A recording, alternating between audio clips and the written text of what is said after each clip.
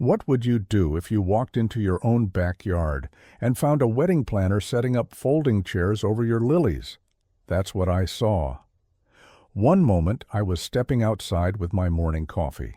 The next, I was standing in the middle of what looked like a bridal magazine photoshoot, right there in my flower garden. My sanctuary, the place I'd spent years tending, one bloom at a time, roses, daisies, lavender, all of it, being trampled by people I didn't even know. And in the middle of it all was her, Karen Whitmore, HOA president from the next neighborhood over, clipboard in one hand, cell phone in the other, smiling like she owned the place. When I asked what she was doing, she didn't flinch. She just said, "It's already happening." That's when it hit me. This wasn't a mistake. This wasn't a misunderstanding. This was a hijacking. And as I looked at my crushed dahlias and the string lights tangled in my arbor, something in me snapped. Not with anger, not with rage, with clarity. They wanted a wedding? Fine. I'd give them one they'd never forget, the kind with sprinklers and pink dye, and the slow, satisfying unraveling of everything Karen tried to steal, right down to the very last petal. Before we dive back in, I just want to say, these stories are made with a lot of care, imagination, and a deep love for the strange. If this kind of weird little adventure speaks to you, consider subscribing so you don't miss the next one. Thanks for being part of the journey. Now, back to the story. Saturday mornings used to be sacred. That morning started like the others. I made my usual cup of coffee, black, strong, quiet. Stepped out into the yard barefoot, still in my old flannel pajama pants. The air smelled like dew and honeysuckle, and the sun hadn't climbed high enough to burn through the mist hovering just above the petals. My garden was glowing, roses in full bloom, lavender waving gently in the breeze, and the last of the tulips still holding on. It was the kind of peace that wraps around you without asking, that rare silence you don't dare interrupt. And then I heard it. Voices. At first I thought it was the neighbors, maybe someone walking their dog chatting too loudly. But then I rounded the corner past the hedge and stopped cold. There in the middle of my garden were two women. One of them held a clipboard. The other was unrolling what looked like measuring tape across the edge of my flower beds, like they were marking off a stage. I just stood there for a second, trying to make sense of what I was seeing. And then she turned around. Karen Whitmore. I didn't need an introduction. Everyone around here knows Karen, HOA president of Crestwood Oaks. Known for her beautification campaigns, which usually meant fining people into submission. She wore a white linen blouse, perfectly pressed, with pearls at 8 in the morning like she was headed to a country club brunch. And when she saw me, she smiled, like this was perfectly normal. "Ah, perfect timing," she said, like she'd been expecting me. The woman next to her, some kind of wedding planner, judging by the earpiece and clipboard, barely glanced up. She was too busy muttering about seating arrangements and focal points. I didn't say anything, just blinked. Karen looked around with a gleam in her eye. "The light hits your garden beautifully in the morning," she said, like she was complimenting a venue she'd already rented. And that's when I realized something that made my stomach turn. They weren't just visiting. They were planning. I finally found my voice. "Can I help you with something?" Karen waved her clipboard. "Oh, don't worry, everything's under control. We're just doing final checks for the big day." I didn't know what big day she was talking about, but I had a sinking feeling I was about to find out, and whatever it wasn't going to be peaceful. Not anymore. The envelope showed up later that afternoon.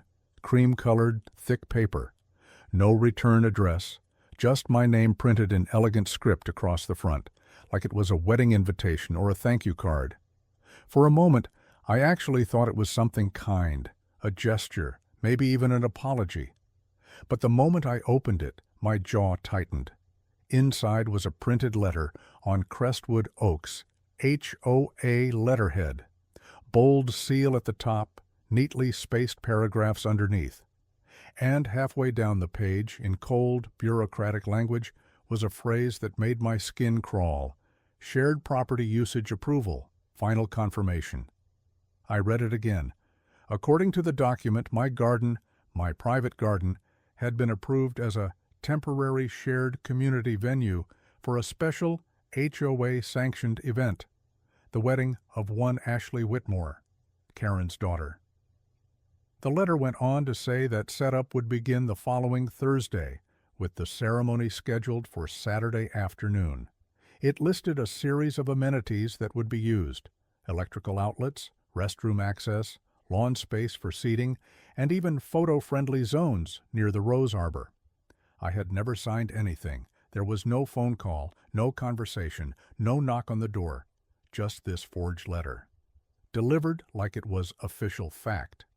At the bottom was a typed signature that looked suspiciously like mine, but I could see the difference instantly. It was too neat, too uniform. I don't dot my I's like that. She'd forged it. Karen had forged my name and submitted it through her HOA. And, just like that, she'd rewritten reality. I paced my kitchen, letter trembling in my hand. My heart was racing, but my thoughts were cold, focused. This wasn't just arrogance, this was control. Karen didn't ask because she never asks. She takes. I stepped outside, still barefoot, and walked to the side gate. It was open, propped open by a plastic wedge, as if they'd already claimed the space, as if it was no longer mine. And there, tucked just inside the gate, was a pink ribbon tied delicately to one of my garden stakes, a marker, a placeholder, like the land had been spoken for. I stared at that ribbon for a long time. Then I walked back inside, sat down at my kitchen table, and opened my laptop. Because if Karen was going to treat my home like a community event center, then she'd better be ready for what happens when the venue fights back. I didn't confront her, not yet. That's the part that surprised even me. I wanted to scream, to march over to her front porch, wave the fake letter in her smug little face, and ask her who she thought she was. But I didn't. Instead, I smiled. The next morning, when Karen strutted down the sidewalk in her crisp tennis whites, clipboard in hand, I gave her a cheerful wave. She waved back like we were old friends sharing a secret. That's when I knew, for sure, she believed she had won. So I leaned into it. Over the next few days, I became the cooperative neighbor she expected. I let the planner walk the perimeter of my yard again, let the florist count measurements around the arbor I built with my own hands. I even watched quietly as a man in slacks and sunglasses staked little flags in the ground to mark where the aisle would run. But every moment I was documenting. I had 3 motion-activated cameras installed before sunrise. Nothing fancy, just enough to catch every visitor, every trespass, every assumption made on my land. I photographed every piece of equipment they dropped off, every cable they laid across my yard, every clipboard Karen clutched like it was a badge of authority. She had no clue. At night I would sit by the window with a notepad and a mug of tea, watching the outlines of strangers wander through my garden under the porch light, laughing, planning, owning what wasn't theirs. That's when the idea came to me. It started as a joke, just a stray thought whispered in frustration, but the more I turned it over in my mind, the more real it became. The sprinkler system. I'd had it upgraded last summer after a stretch of drought. The new system had multiple zones, pressure control, and a discrete timer I could program from my phone. It also had a test feature, one that let me inject a biodegradable, water-soluble solution through the main line for pest control, or something else. I started researching safe dyes, found one that was non-toxic, plant-safe, and left a soft pink hue when sprayed on contact, originally designed for marking crops, cheap, harmless, and just vibrant enough to ruin a white wedding. Perfect. The idea wasn't to destroy anything, not really. It was to remind them, remind Karen and her army of decorators that this place was not theirs, that gardens are grown, not taken, that some people build beauty with care and others try to steal it. I wasn't going to raise my voice. I was going to raise the water pressure. I didn't sleep much that night. Not because I was angry, though I was, but because I couldn't stop replaying the idea over and over in my head. The timing, the logistics, the look on Karen's face. I lay there in bed, eyes on the ceiling, planning every second like I was mapping out a heist. By sunrise, I had a list. I started with research. I needed something that wouldn't hurt the flowers, wouldn't stain the soil, and definitely wouldn't cause any real damage, just enough chaos to make a point. That's when I found it, a landscape-safe marking dye used by farmers. Non-toxic, biodegradable, light pink. It was meant to help identify rows during crop seeding. I had other ideas. The supplier didn't ask any questions. I ordered 2 gallons. That would be more than enough. The rest of the day was spent testing, first in a spray bottle on the back lawn. It worked. Soft mist, pale blush. Didn't harm the grass. Washed off with a quick rinse. Perfect. Next came the sprinkler system. I pulled the injection valve open and flushed it twice, just to be sure. The dye loaded without issue. I ran a full cycle on the side yard to make sure everything functioned properly. No clogs, no leaks. It was beautiful. The mist caught the sunlight like cotton candy. It hung in the air just long enough to shimmer before settling onto the petals, turning everything a delicate, almost romantic shade of pink. Had it not been for the intent behind it, it might have looked poetic. But I wasn't going for poetry. I was going for impact. Timing was everything. I checked the planner's itinerary, because, of course, Karen had left a full printed copy lying on one of the rented tables near the garden entrance. Ceremony start time, noon sharp. That meant guests would be seated by 11:30. I'd already seen them test the sound system and sample champagne flutes by the hedge. So I set the timer. 11:55 a.m., 5 minutes before vows. Enough time for everyone to be settled. Just long enough that nobody would think to move when the first spritz of water hit their ankles. That's when the pink would begin to bloom soft at first, then soaking. I could almost hear the gasps, see the horrified shuffle of pastel heels through wet grass, the bride turning in slow motion, Karen's face frozen between confusion and fury. It wasn't revenge, it was justice, pink, scented, water-based justice. And by the time the dye hit the hem of that overpriced wedding dress, it would be far too late to turn back. By Friday morning, the garden I'd built with my own 2 hands didn't look like mine anymore. There were rows of white folding chairs stretching from the back fence to the rose trellis.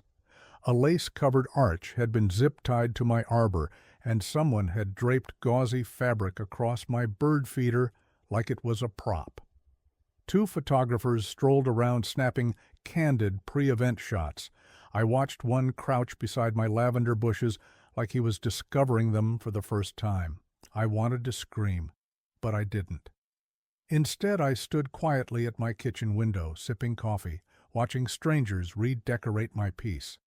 Then Karen showed up. She breezed in through the side gate without knocking, as if the boundaries were imaginary now. She wore a pastel blazer and heels, like a real estate agent playing dress-up. Clipboard tucked under her arm. She didn't even glance at me before launching into a list of new requests. "We'll need access to the power outlet on the back deck," she said, flipping a page. "And I'd appreciate use of your kitchen fridge, just for a few things. Champagne, maybe the cake." I didn't answer, just sipped my coffee and let her keep talking. "And if you could make sure the hose is coiled neatly and not visible during the ceremony, that would be great for photos," she added, gesturing toward the garden like she owned it. I gave a slow nod, careful not to let the smile twitch at the corners of my mouth. "Of course," I said. That seemed to satisfy her. She clacked away toward the rental van, where the florist was unloading buckets of white roses. I could hear her giving orders, telling them where to stand, how to arrange the petals on the grass, where the cake should go.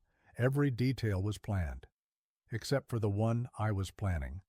By midday, the place looked like a wedding catalog exploded in my yard. White tents, strung lights, centerpieces made of things I couldn't pronounce. Even the mailbox had been decorated with a bow. Mine. The audacity of it all didn't even sting anymore. It was too absurd to hurt. This wasn't just Karen being entitled. This was Karen rewriting reality, telling a story that didn't belong to her, and the worst part, everyone else was playing along. But that was fine. Let them hang the drapes. Let them chill the champagne, because tomorrow the sprinklers would come on, and their perfect day would start running pink. The morning of the wedding was quiet. Too quiet. It was the kind of stillness that settles over a place right before something breaks. The air was warm, humid, and buzzing with tension I could almost taste. I sat on the back porch with a fresh cup of coffee, watching the last touches come together like I wasn't even there. People were everywhere. Men in bow ties hauled coolers across my deck. A quartet tuned their instruments under the pergola I'd built with my father the year before he passed. A woman with a headset barked directions at a teenager carrying stacked chairs like he was a wedding donkey. And Karen? Karen was in her element. She moved through the chaos like a general inspecting the troops, greeting guests with fake warmth and barking at vendors with the confidence of someone who thought she'd already won. Her pearls sparkled in the morning sun, perfectly matching the smug tilt of her head. I didn't say a word. I didn't have to. The die was already loaded. I'd woken up at 6, checked the connections, confirmed the timer, and triple-checked the zone settings. Everything was set to go off at 11:55, on the dot, right when guests would be seated, right when cameras would be clicking, right when no one would see it coming. The sprinkler head sat buried in the grass, innocent little sentinels waiting for the signal, pink justice sleeping beneath their heels. More guests arrived, women in floral dresses, men in pastel jackets that would never survive the day. I heard someone compliment the roses, my roses, and another person marvel at how well kept the venue was. I almost laughed. I didn't wave, didn't introduce myself. I just sat there sipping my coffee, watching it all unfold like a movie I already knew the ending to. At one point, Karen looked over at me, gave me a tight smile and a little nod, as if we were allies now, as if this theft had been a collaboration. I nodded back, then checked my watch. 11:42. People began taking their seats. The music shifted to something classical and obnoxiously delicate. The wedding planner was giving a 10-minute warning and straightening centerpieces with surgical focus. I stood up, stretched, and walked back inside, not out of nerves, but to watch from the window, with the remote app open on my phone, just in case. 11:55 was coming, and so was the storm. It happened right on schedule. At exactly 11:55 a.m., just as the music swelled and the guests fell into hushes and polite whispers, I watched from my kitchen window as the groom took his place beneath the rose-covered arch that had once been my trellis. The quartet hit a crescendo. Karen stood to the side, beaming like she was the one getting married. The bride appeared from the back gate in a flowing white dress, all lace and glittering detail, the kind of gown that costs more than a decent car. People stood, phones lifted. The planner gave the nod. And that's when the first sprinkler popped. It started innocently, just a soft hiss from the edge of the garden. A mist rose from the grass, subtle enough that a few guests simply glanced down and tilted their heads. Then another head popped up. Then another, the soft tss of water pressure building like applause, waiting to erupt. Then it did, all at once. 12 sprinkler heads sprang to life with perfect symmetry, spraying arcs of glistening mist into the air. At first it just looked like an accidental watering, but then the color bloomed. The pink hit slow and dreamy, almost beautiful at first, like something out of a fairy tale gone sideways. Gasps echoed through the crowd. The mist caught in the air, hung there for a moment like fog, then settled. On dresses, on hair, on tablecloths. The pristine white chairs turned blush. The aisle runner soaked up the color like a sponge. Someone screamed. The bride froze mid-step. Her veil, freshly steamed and impossibly delicate, fluttered once, then turned a soft rose petal pink. Drops streaked the bodice of her dress. Her mouth opened, but nothing came out. Just wide, stunned eyes scanning a garden now morphing into a watercolor disaster. The guests tried to scramble, but they were surrounded. The mist turned into full-blown spray. Shoes squelched in the grass. Champagne glasses clattered to the ground. One man slipped and landed in a puddle, clutching his soaking blazer like it could protect his dignity. And there at the center of it all stood Karen, frozen. Her expression twisted in slow motion, from confusion to horror to something I'll never forget, disbelief. She turned toward my house, eyes locking on the window. I raised my coffee cup, took a slow sip, because this wasn't just a sprinkler malfunction, it was a message, and it was written in pink. The scream didn't come from Karen, it came from the bride, high-pitched, raw, the kind that cuts through music and murmurs like a blade. She stood in the center of the chaos, arms outstretched like she could somehow protect the dress already soaked in pink streaks. Her veil clung to her shoulders, dripping. The lace at her hem had gone from snow white to the color of old bubble gum. She spun around, panicked. "Turn it off! Turn it off!" But there was no off switch, not for them. Guests were bolting now, heels sinking into the soggy grass, expensive shoes abandoned in the rush. One woman yanked a chair over, trying to escape the mist. A man slipped on the wet runner and slid halfway into the floral display. Somewhere near the back, a child started laughing uncontrollably, probably thinking it was part of the entertainment. Karen was shouting orders, her voice shrill and cracking. "Shut it down! Someone! Get to the valve!" She made a run for it herself. I watched her, heels stabbing into the mud, makeup running down her face like wet watercolor. She grabbed the edge of one of the tents for balance, nearly took it down with her. Then she lunged toward the garden spigot near the side fence, completely unaware it was disconnected. Her foot slipped. Down she went, face first into the mud. One of her heels flew into a puddle. The sound it made, splat, was somehow the most satisfying thing I'd heard all day. She tried to stand, slipping again, hands clawing at the grass. Her pristine pastel blazer now streaked in brown and pink. Her pearls dangled sideways like even they wanted off the ride. The bride was sobbing now. Mascara ran in black trails down her cheeks as she staggered toward the archway, arms flailing, shrieking something about the photos. A groomsman tried to help, only to get hit in the face by a rogue spray of mist, and all around them the garden bloomed, not in flowers, but in chaos. The pink mist drifted like fog across the chairs over the toppled cake table, clinging to satin and silk like a cruel joke. People cursed, some laughed. One woman stood in the middle of it all, arms raised, letting it soak her like she'd surrendered to the storm. And me? I just leaned against the doorframe, coffee in hand, watching the storm I'd summoned to its quiet, glorious work. They wanted a picture-perfect wedding. Well, they got one, and it was going viral. She came at me like a freight train in pearls, soaked head to toe, dress clinging to her like wet tissue paper, mascara streaked into angry black trails. Her hair, once perfectly curled, now hung limp and frizzy, plastered to her forehead. Mud clung to her calves, one heel in her hand, the other still buried somewhere in my flower beds. I didn't move.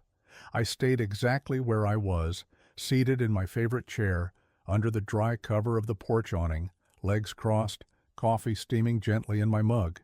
The pink mist had faded now, replaced by damp silence and stunned guests stumbling toward the street. Karen stomped up my steps like the devil herself had been invited to brunch. "You planned this," she shrieked, flinging her arms toward the disaster behind her. "You sabotaged my daughter's wedding." I took a long sip of coffee, letting the silence stretch. She was shaking, part rage, part rain. Her teeth clenched so tightly I thought I might hear one crack. "You think this is funny?" she spat. "Ruining a once-in-a-lifetime moment? For what? Petty revenge?" I looked her straight in the eye, calm, steady. "This is private property," I said. "Everything that happened here today happened without my permission." She blinked, like she hadn't expected a full sentence, like maybe she thought I'd start yelling back. She took a breath, chest heaving. "That's your sprinkler system," she said, pointing behind her. "Your setup. You did this deliberately." "Interesting," I said, tapping the arm of my chair. "You seem pretty familiar with the layout of a property that doesn't belong to you." She flinched. "Just a second, just enough." "You're going to pay for this," she hissed, stepping closer, voice low and venomous. "Do you have any idea who you've messed with?" "I think the better question," I said slowly, "is whether you do." I motioned to the small security camera mounted just above the porch light, red light blinking, still recording. Her face fell. I leaned forward, elbows on knees. "You trespassed. You forged a consent letter. You planned an entire event on land that isn't part of your HOA and pretended it was your own. You ignored warnings, and now you're upset because the grass fought back." She looked like she might combust. Instead, she turned, slipped again, caught herself on the railing, and stormed off the porch, each step squishing. I watched her go, leaving pink footprints across the stone path I'd laid by hand. It was the quietest the garden had felt all week. It didn't take long for the sirens to arrive. I saw the flashing lights bouncing off the puddles in my driveway, cutting through the lingering mist like some kind of absurd grand finale. Karen had made the call from her cell phone, right there in front of everyone, wailing into the receiver like she was reporting a natural disaster. Deliberate destruction, targeted attack, emotional assault via sprinklers. 15 minutes later, a squad car pulled up. 2 officers stepped out, calm, collected, completely unaware of the soap opera they were walking into. Karen sprinted to meet them, still dripping, still barefoot, her designer clutch now serving as a makeshift towel for her arms. She launched into her monologue before they could even ask her name. "He did it on purpose. He ruined my daughter's wedding. This was malicious sabotage. You have to arrest him. He sprayed us with dye." The officers glanced past her, surveying the scene, the overturned chairs, the pink-splattered wedding cake, a guest still wringing out her dress by the gate. Then they looked up at my porch, where I was already waiting, documents in hand. I walked down the steps slowly, carefully, like I wasn't in a rush, because I wasn't. I handed over my property deed first, highlighted boundary lines, ownership details, all legally clear. Then I pulled out the fake usage agreement Karen had dropped off days before. And finally, I opened the security camera app on my phone and showed them the footage. Karen giving the wedding planner directions, unlocking my gate, waving in the rental trucks like she was hosting a block party. I didn't say much, just let the silence do the work. One of the officers exhaled slowly. He looked over at Karen, who was still trying to reapply her lipstick, with shaking hands. "Ma'am," he said, voice even, "this event was held on private property, without the homeowner's consent?" Karen froze. "But he said he didn't stop us." He raised a brow. "Doesn't sound like permission to me." She opened her mouth, closed it. The second officer chuckled under his breath. "You really forged a signature to throw a wedding in someone else's backyard?" Her silence was all the confirmation they needed. The officers turned to me. "You pressing charges?" I shook my head. "Not today." They nodded and walked back to their cruiser. Karen stood alone in the driveway, dripping and stunned, the wet ruins of her perfect day all around her. And I went back to my porch, still dry, still sipping coffee. By nightfall, the internet had already decided whose side it was on. I didn't post anything, didn't need to. But the guests, oh, they did. Some angry, some amused, and some just stunned by the spectacle they'd witnessed. Videos began to pop up within hours, clips of pink mist settling over linen suits, slow-motion footage of Karen slipping in the mud, and the crown jewel, a high-def video of her screaming on my porch, covered in foam and fury. It spread like wildfire. Someone set it to classical music and titled it, "The Pastel Apocalypse." Another edited her fall into a slow-motion replay with dramatic piano chords. But the one that really took off? A remix where Karen's voice was auto-tuned into a musical meltdown. It hit 1 million views before I went to bed. But something even more powerful started to happen. People began to talk, not just online, but right here in the neighborhood, on front lawns, at mailboxes, over fences that Karen had once cited people for not staining often enough. My neighbors started knocking on my door, not to complain, but to share their own stories. One told me about how she'd been fined $150 for excessively decorative garden gnomes. Another said Karen had reported her for drying laundry on a line behind her own house. A single mom near the cul-de-sac admitted she was once written up for having her trash bin visible for 23 minutes past collection. They weren't mad at me. They were relieved, because the pink-splattered wedding had pulled back the curtain. And now everyone could see what Karen really was, not just controlling, but ruthless, entitled, willing to lie and forge and trespass to get her way. The spell was broken. Even people who once defended her started to distance themselves. One of her former allies quietly removed herself from the HOA Facebook group. Another left a potted plant on my doorstep with a handwritten note that just said, "Thank you for standing up to her. We've been waiting a long time." It was like the whole neighborhood had exhaled. And as for Karen, she stayed inside. The house lights didn't come on that night. No cars in the driveway, just a soggy lawn, a few broken chairs still leaning against each other, and the faint scent of rosewater and defeat hanging in the air. I didn't celebrate. I just sat on the porch with a warm drink, watching the moon rise over the quiet garden. No pink mist, no noise, just peace. It started with a flyer, bright yellow, folded and tucked discreetly into every mailbox on the block.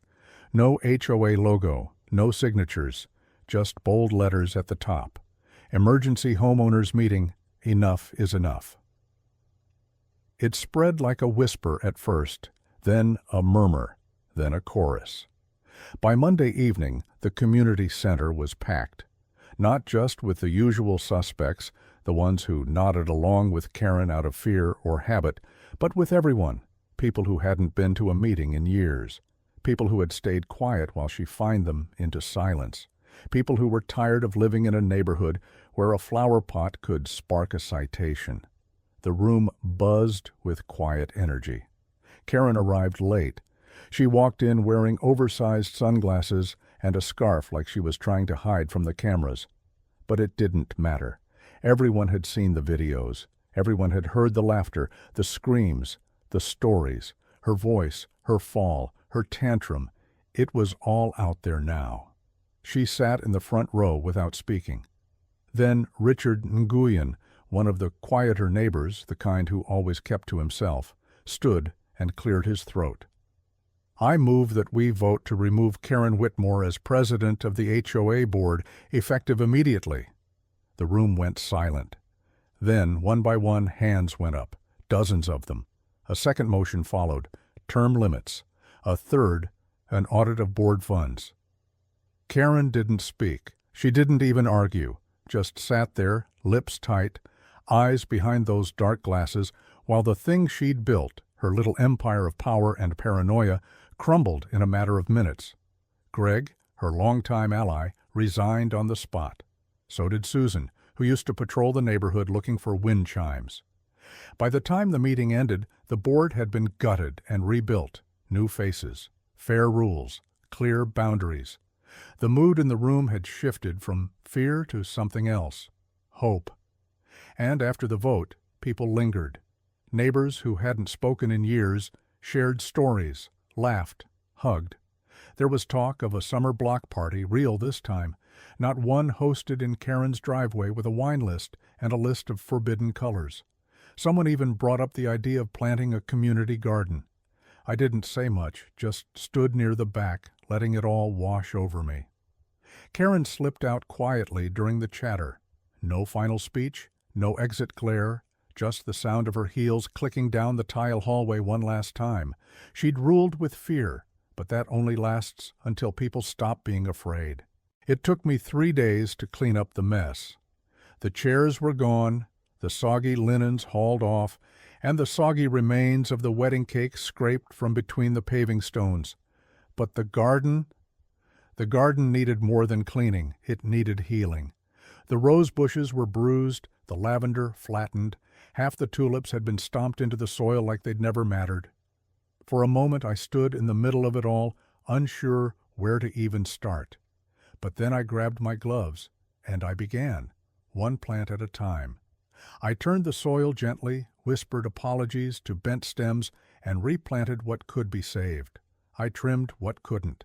It wasn't just gardening, it was reclaiming something that had been stolen, not just by Karen, but by the fear she'd planted in everyone. Word spread quickly that I was rebuilding. Neighbors began stopping by, first with kind words, then with trowels and seed packets. Mrs. Harmon brought fresh pansies. The Chen kids offered to help repaint the garden fence. Someone left a tray of lemon bars on my porch with a sticky note, "For the hero with the pink hose." And that weekend I threw a party, not to celebrate revenge, but to celebrate peace. We lit lanterns, laid out folding tables, and played music from a portable speaker that kept skipping just enough to make us laugh. There were lawn chairs in every shade of blue, mismatched plates, homemade pie, and a cooler full of whatever people brought. Nobody asked permission. Nobody issued warnings, and nobody wore pearls. We called it a garden gathering, but it felt like something more, like a fresh start, like the neighborhood had finally shaken off a bad dream. As the sun dipped behind the trees, I stood under my newly repaired arbor. No lace, no florist tape, just clematis vines climbing like they were supposed to, and looked out over the yard. And I smiled. Not because I'd won anything, but because the people who had once watched from their windows were now dancing in my backyard. Before everyone left, I unveiled one final addition. A wooden sign, hand-painted, mounted by the garden gate. It read, "Private garden, no weddings allowed." Everyone laughed. A few clapped. Even Richard from the HOA asked where he could get one for his front porch.